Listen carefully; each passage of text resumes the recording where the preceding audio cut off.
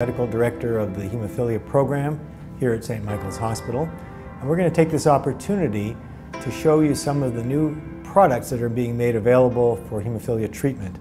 So we're all going to go through this transition in the coming weeks and months, and this will help you to make your decisions along with our input. So let's get started. The hemophilia team that's presenting this program is myself, my colleague, Dr. Michelle Scholzberg, and our hemophilia nurses. Now, Paul Tassioni is our hemophilia nurse, and Paul could not be available today, so one of our other nurses who many of you know well, Joanne Solarski, will be filling in for Paul and speaking to you about the nursing component of the upcoming product switches. So let's go through the treatments for hemophilia that we have available. First of all, the products that are made available right now, which you're used to, and this is in all of Canada outside Quebec because Quebec has a different blood system. So we have products supplied by Canadian Blood Services. And this is the concentrates that are supplied to us now through Canadian Blood Services. You're familiar with these. We have Cogenate FS, we have Advate, and a small number of people are on Zinta. So what's going to happen to these concentrates now in the future? Well, Cogenate FS is being replaced by the manufacturer with the next generation, really its successor product, which is going to have a different name. It's going to be called Kovaltry. Advate will not be available in the future, and that's because Canadian Blood Services has not renewed the contract with the manufacturer to purchase it. So it won't be routinely available. There's nothing wrong with the product. Advate has been a good, safe, and effective factor VIII concentrate. It just won't be available to us. Zinta is going to be available in the largest amounts, and we anticipate that a lot of people will be switching over to Zinta. A small number of you are using it now. It's the product used widely in Quebec, and it's used in many European countries and in the United States. So what will be available then in the future? So here's the lineup that you're going to be seeing going forward. First of all, Kovaltry, which I already mentioned, which is the successor product to Cogenate FS, Zinta, which is already in the system, and two products that some of you may not have heard of yet, one called Nuvic and one called Eloctate. And I'm going to explain what all these products are to you. So let's go through them. First of all, Kovaltry. Kovaltry is what we call a full-length recombinant factor VIII concentrate. That means it's an unmodified full-length factor VIII molecule. It's replacing Cogenate FS, and it's produced in the same cells as Cogenate FS, and these are hamster cells. They're called BHK cells. But it's replacing Cogenate because it's even more similar to normal human factor VIII than Cogenate is. This little cartoon just shows you what factor VIII looks like, and this is the Kovaltry molecule. Now, the same cells that produce the factor VIII protein, these BHK cells, are also engineered to produce another natural protein called HSP60. And this is done in order to improve the characteristics of the factor VIII and to make its production more efficient. Now, Kovaltry is not an extended half-life product. A lot of you have heard this term, extended half-life factor VIII. Although it's not an extended half-life factor VIII, it does in fact have somewhat longer half-life characteristics than other hamster cell-derived full-length factor VIII concentrates. And that reflects the fact that it's a very human-looking molecule. And here's some of those data. A lot of you are familiar with this concept of half-life. That's the time it takes after you've injected a factor VIII concentrate for that concentration to fall to half the level you achieved with the initial shot. So what this shows is that Cogenate has a half-life of approximately 12 hours, which is typical for factor VIII concentrates, whereas Kovaltry, it's close to 14 hours. So it's a small increase, but it is an increase. Now, every time I'm going to use the term half-life, I put this little asterisk to remind you that half-life is highly variable, and these are averages, but individuals will vary by a very large amount, and that's why we like to do half-life studies person by person. So who is likely to use Kovaltry? Well, most of you who are now using Cogenate FS and are happy with it will likely transition directly to Kovaltry. This transition will not require any special clinic visits, won't require any pharmacokinetic studies, half-life studies, that is, unless there's another reason to do them. And the infusion sets and the vial sizes will be identical to Kogenate FS, and Joanne will be showing you these details a little later. Only the labeling will be different. The name will be different, the colors will be different, but it's essentially a very similar product. Now, some of you who are currently on Advate may be interested in switching to Kovaltry because it's similar in that it is another full-length hamster cell-derived recombinant factor VIII concentrate. And if you're happy with that concept, then you might be interested in switching to Kovaltry. Some of you who are now on either an alternate day or a 3 times a week infusion schedule may do well on a twice-a-week infusion schedule of Kovaltry, and that's been shown in the clinical studies that led to its approval, and that reflects that slightly longer half-life of Kovaltry compared to Kogenate, the precursor product.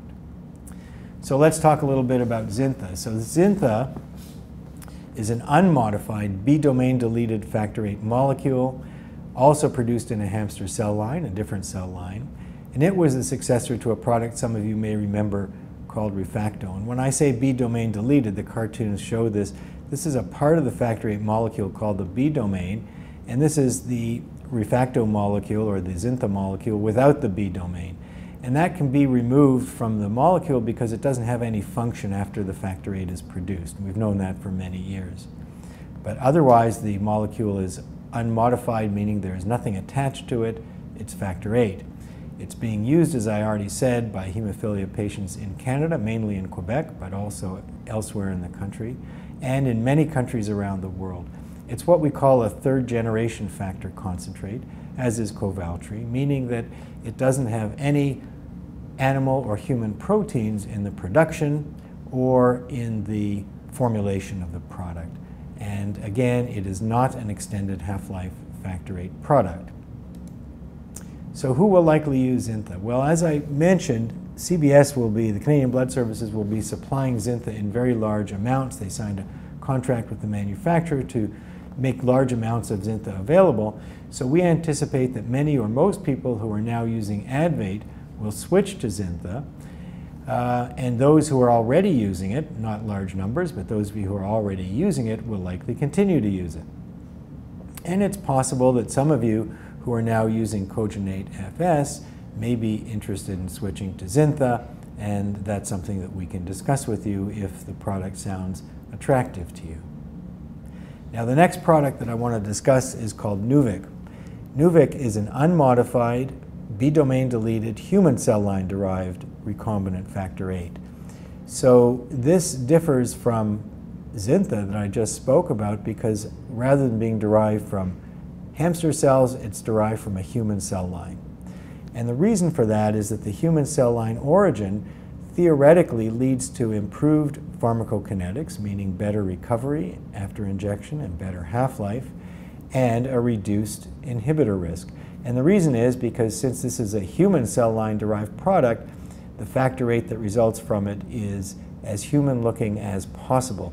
And there are some slight differences in the way a hamster cell and a human cell produces factor VIII. Indeed, the half-life in children is longer than that reported for Advate, and the reason that we consider that important is that factor VIII recovery in children in general is poorer than it is in adults. And in fact, the half-life in children for Nuvik was similar to that of Eloctate, which is a true extended half-life factor VIII product, and we're going to talk about Eloctate next. So who will likely use Nuvik? Probably not a lot of people, but some of you who are now using Advate or Kogenate FS may be interested in switching to Nuvik if you like the concept of a human cell origin factor VIII and you prefer a product which does not have any modification to the factor VIII protein.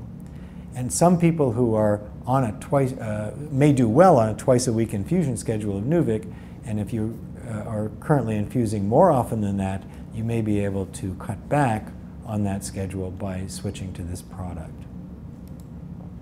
So the last product I already mentioned is called Eloctate, and this is a product which is new in the system, and as Nuvik is, and is the first modified factor VIII that we have available in Canada. So this is, like Nuvik, a B-domain deleted human cell line derived factor VIII, but the difference is that it is modified. It is conjugated, that it is chemically, meaning that it is chemically linked to Fc. Fc is a portion of the immune globulin molecule. So why is that done? Fc conjugation, which has been used for other drugs, it's not a brand new technology. It's done in order to extend the half-life, meaning the survival in the circulation of proteins. Now it turns out that when we link Fc to factor VIII, the degree of this half-life extension is unfortunately limited. So it does extend the half-life, but not to a great degree. The other potential advantage, theoretical advantage of Fc conjugation, as well as the fact that it's a human cell line origin, is that theoretically it might lead to reduced immunogenicity, that is, reduced risk of factor VIII inhibitor antibodies. Now I should say that those of you who have been using any factor VIII product for many years, your probability of ever getting a factor VIII inhibitor is extremely low already. So when we talk about this reduced risk of inhibitors, we're mainly really referring to young children who have not been treated in the past. But the principle is that we think that perhaps conjugation and perhaps human cell line origin might reduce the overall risk of an immune response. And some of you who haven't had much factor VIII over the years, if your hemophilia is not severe, this immunogenicity characteristic may be relevant to you as well. So this shows the half-life of eloctate, and you can see the injection would be given here, and this is how it declines with time. And this shows the decline of Advate. This shows the decline of eloctate. You can see these curves are clearly separated, showing that the half-life in this study for eloctate was 19 hours compared to about 12 hours for Advate. So that's about a 50% prolongation in half-life. And again, I'll remind you that this is highly variable. These are averages, but there's a lot of variability from person to person. So, who will likely use eloctate? Well, some people who are now on a prophylactic factor VIII regimen and who have difficulty maintaining their current infusion schedule may be interested in switching to eloctate and going to a less rigorous or less frequent infusion schedule. Some of you who are not now on prophylaxis, but who might be encouraged to try it on a twice weekly or even every third or fourth day schedule, might be interested in switching to eloctate. So that's what is coming up, and that's coming up right now. These products are now available, and these switches will be coming up over the course of the summer and the early fall. But just to give you a little preview of things which are not right now available to us, but we can expect to see in the future, to give you a little taste of what may be coming. Let's look at what other factor VIII concentrates might be made available to us in the foreseeable future. First of all, I told you that eloctate was the first extended half-life product available in Canada, but there are other new extended half-life factor VIII concentrates. And these use different technologies. I told you that eloctate was conjugated to this protein called Fc. The other approach, and a lot of you have heard about this, is pegylated factor VIII molecules. PEG stands for, or refers to polyethylene glycol, which is a form of sugar. And by attaching polyethylene glycol to factor VIII or to any other protein, you can extend the half-life and perhaps theoretically reduce the risk of inhibitor formation. Another approach to extending the half-life of factor VIII is called single-chain factor VIII. One of the manufacturers has produced this, and that's shown here on the right, pegylation shown on the left. And these are two other approaches that are being used to make extended half-life factor VIII. Those are not yet in the system here, but they will be in the foreseeable future. Now there's some other things that are a little farther off perhaps, but these are other novel approaches just to let you know of what may be coming, and these are treatment approaches that don't use factor VIII concentrate at all to treat hemophilia. So how does that work?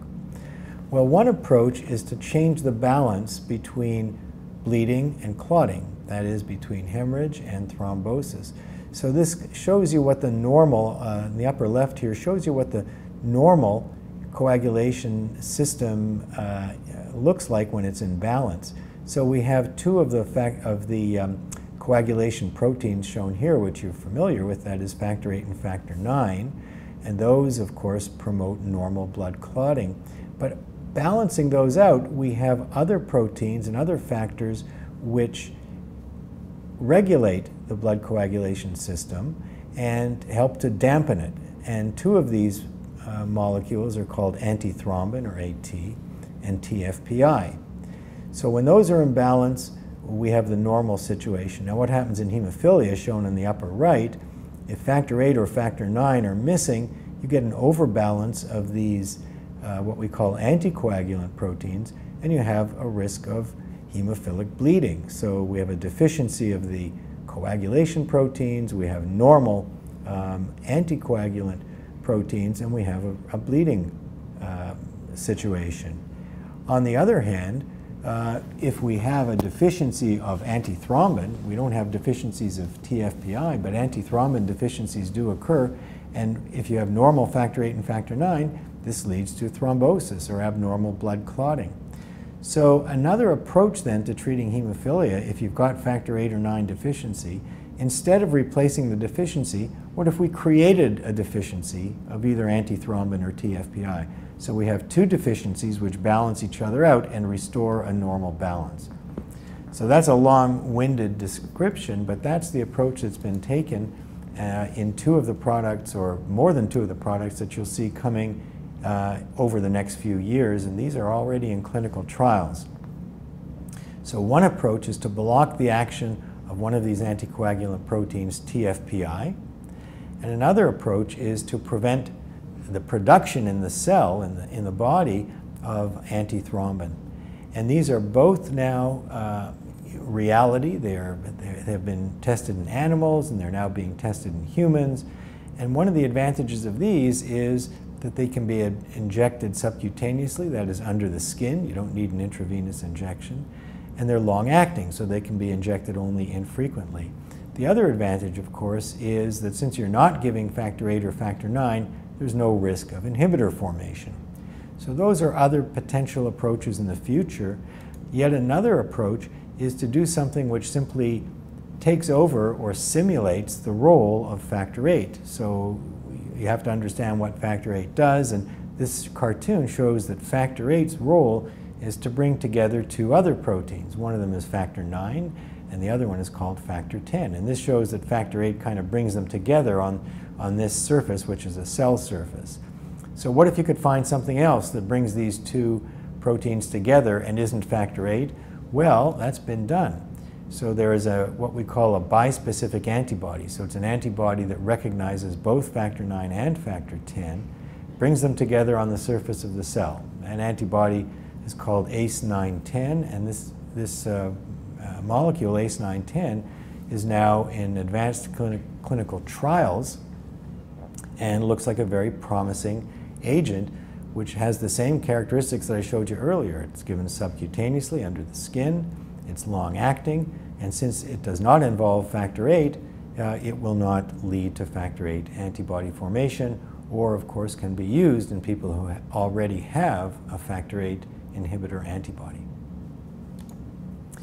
Another approach, which is a reality now for factor IX and starting to become a reality for factor VIII, is gene therapy. So gene therapy inserts the gene for factor VIII into a cell, typically in the liver, allowing the liver to be the site of production for factor VIII. So you'll produce factor VIII yourself in your body if you've had the gene therapy without correcting the deficient gene, but just adding a normal gene and allowing you to resume factor VIII production without needing shots of factor VIII concentrate, or fewer shots of factor VIII concentrate. Even farther in the future, and this is technology which is really cutting edge, is gene editing. That is actually correcting or editing the gene defect in factor VIII. So that's true cure, or true correction of hemophilia. And the technology for this actually does exist, but it'll be a while before we see this, but I think ultimately this is going to come true as well. And in the future, here's another interesting approach. What you see here is exactly what it looks like, and that is lettuce. And this is factor 8 or factor 9, in this case it's factor 9, which has been produced in plant cells. So this is actually lettuce that contains factor 9. It can be formulated for oral administration, that is in pill form, with another protein that protects it from digestion in the stomach, and could, if this technology works out, allow you to treat hemophilia A or B with a pill. That is not in the immediate future, but I show it to you because this is technology which might be coming in the foreseeable future. So we're going to turn now to hemophilia B, factor 9 deficiency. So my colleague, Dr. Scholzberg, put this together. She couldn't be here today, so I'm going to describe this on her behalf. So there is one new factor 9 concentrate that's available to us from Canadian Blood Services, and which will be of interest to some of you who are now using standard recombinant factor 9. And this is called Alprolix. Alprolix is a recombinant factor 9 FC fusion protein. So I already talked about FC. This is the same molecule that is attached to eloctate to give an extended half-life factor 8 product. And the extension of half-life with Alprolix is considerably better than it was with eloctate. You remember that the FC conjugation of factor 8 produced only about a 50% increase in half-life, whereas with Alprolix, the degree of prolongation is much greater. It's about threefold, so that's a lot longer half-life than we get with, or prolongation than we get with the factor 8 FC conjugate. So it is the first and so far the only extended half-life factor 9 that's available on the Canadian market. And what this provides one is the opportunity to dose less frequently, for example, every 7 days or sometimes even every 10 to 14 days. And this shows the long half-life curve of the Alprolix molecule. So who might be interested in using Alprolix? Well, some of you who are on prophylactic factor 9 infusions and who are having difficulty with your current infusion schedule, you might be interested in switching to Alprolix. Some people who are not on prophylaxis but who might be encouraged to try it on a weekly infusion schedule might be interested as well. Now, there will be other extended half-life factor 9s coming along, so some of you may prefer to stick with what you know and what you trust and what you've used for many years rather than using the first product in. So there are other new factor 9 products that will be coming available. Rixubis is actually a standard half-life recombinant factor 9. Similar half-life to Benefix, so it's not an extended half-life factor 9 concentrate. But these other two concentrates are extended half-life. One of them is called right now N9GP. This is I spoke about pegylation, that is adding this polyethylene glycol molecule. It can be done to factor 9 as well as factor 8. So this gives a half-life extension which looks even on average a little bit longer than that of Alprolix, and also has better recovery than standard recombinant factor 9 concentrates. There's another product called Idelvion. This is a fusion protein, but it's instead of using FC or PEG, this uses albumin, which is a normal blood protein. So albumin fused to factor 9 has given on average an extension, half-life extension of about 5-fold. So this is so far the longest half-life extension we've seen, and again, better recovery than standard factor 9. Recovery means how high your factor 9 level gets when you inject it into your veins. And again, I'll remind you that half-life is highly variable. So this is the end of my presentation, and I'm going to turn it over now to my nursing colleague, Joanne Solarski. Joanne is going to talk to you about nursing and practical aspects of how we're actually going to do the switching, and she'll do this on behalf of Paul and Rachel and Antoinette and all of us here at the Hemophilia program. So I'll turn it over now to Joanne. Hello, my name is Joanne Solarski and I'm one of the nurses with the Hemophilia team. I'm here today to provide you some of the nursing perspective and the practical considerations for giving these new treatment products. The first product that we're going to discuss is Zinta. As you can see on the screen, all of the supplies that you need will be provided in the box. Zintha will be available in a wide variety of vial sizes, up to 3,000 units. The carton includes a pre-filled syringe with a diluent, a plunger rod, a vial adapter, a sterile infusion set, alcohol swabs, bandage, gauze, and a package insert. You can refer to the storage details on your slide, which are similar for all of the products. It's important to note with Zintha that if you're using 2 vials, you're going to require a rapid fill connector to transfer the product into a single syringe. These will be able to be obtained at the clinic. It's recommended with Zintha that after product reconstitution, it be used within 3 hours. Make sure that the reconstituted solution is clear prior to infusing. A video is going to be provided by the manufacturer, and it'll be available on this website. If you have any further questions or concerns about the preparation or reconstitution of this product, the nurses will be able to help you at your appointment. The next product we want to discuss is Kovaltry. As you recall from Dr. Title's presentation, Kovaltry is a replacement for Kogenate FS, and the packaging will be very, very similar. Again, it's available in a wide variety of vial sizes, up to 3,000 units, and essentially the storage and reconstitution directions are unchanged. Each kit contains a single-use vial, a pre-filled syringe, sterile water, and a sterile administration set with a vial adapter. And once again, it's recommended that once the product has been reconstituted, you use it within 3 hours.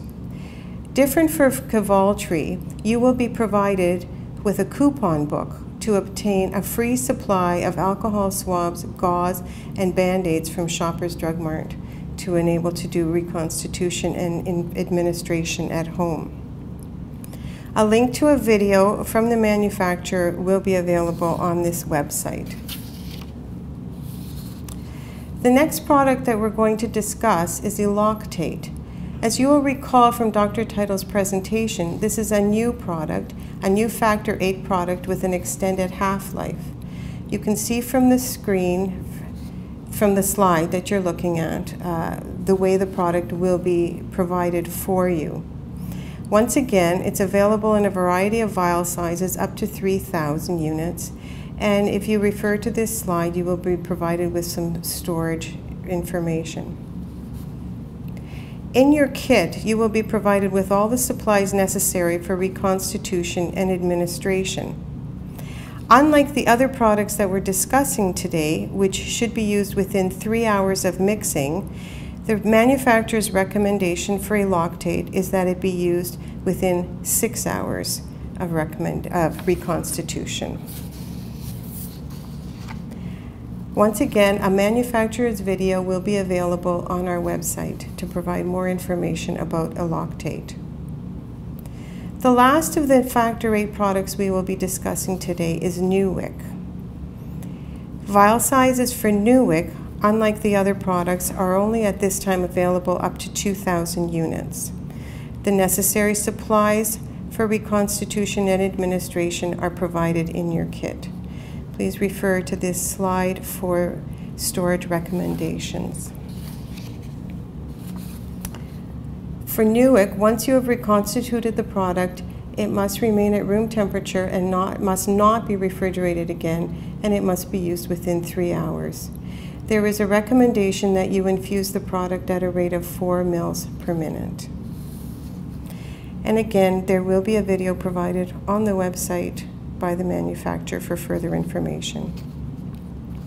We're now going to discuss our new Factor IX product, which is called Alprolix. You will recall that this is a product that has an extended half-life. On the slide, you will be able to see how this product will be provided to you.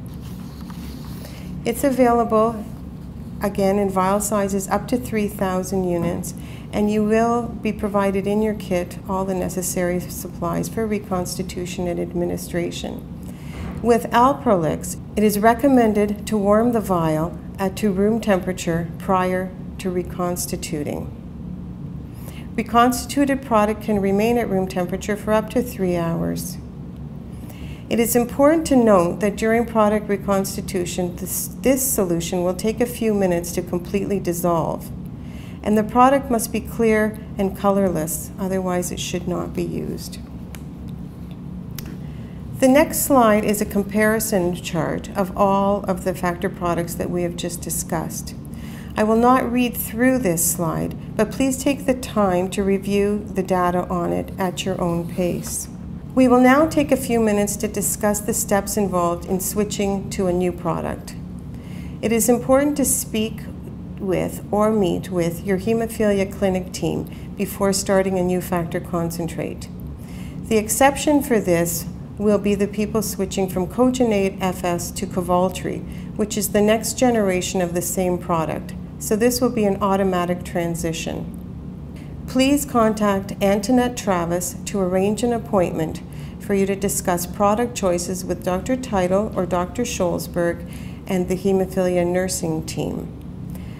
A nurse appointment for the product switch will be booked at the time of factor reordering. Those who now use Advate will be the first to transition to a new product. Product switches will be booked on a non-clinic day. Please be aware of the fact that a nurse clinic appointment may last up to 6 hours if a pharmacokinetic study will be booked at the same time.